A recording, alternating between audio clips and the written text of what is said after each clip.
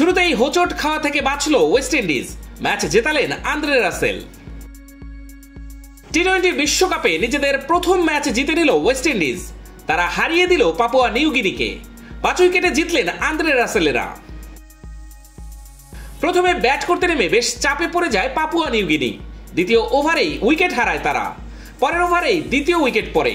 Romario shepherd এবং আকিল হোসেন তুলে নেন পাপুয়া নিউগিনির টনি উরা এবং লেগাসি আকার উইকেট। অধিনায়ক আসাদ বালা 22 বলে 21 রান করেন। তিনি ক্রিজে টিকে থাকার চেষ্টা করেছিলেন, কিন্তু আলজারি জোসেফ তার উইকেট তুলে নেন। 136 রানে শেষ হয়ে যাওয়া পাপুয়া নিউগিনির হয়ে অর্ধশত রান করেন সেসেবাউ। তিনি 43 বলে 50 রান করেন। তার উইকেটটি নেন জোসেফ।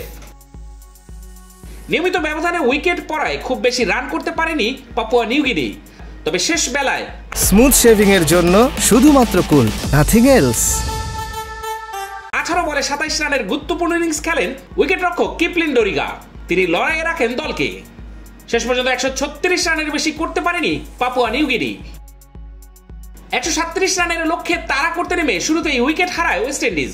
প্রথম বলেই আউট হয়ে যান জনসন চার্লস। এরপর বৃষ্টির কারণে ম্যাচ বন্ধ ছিল কিছুক্ষণ।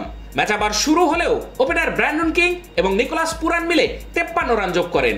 তাদের ইনিংসের সময় মনে হচ্ছিল সহজেই ম্যাচ জিতবে ক্যারিবিয়ান দল।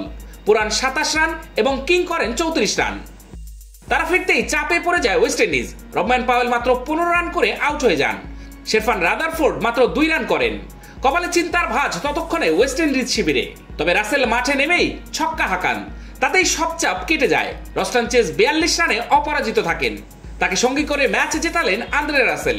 15 রানে অপরাজিত ছিলেন রাসেল।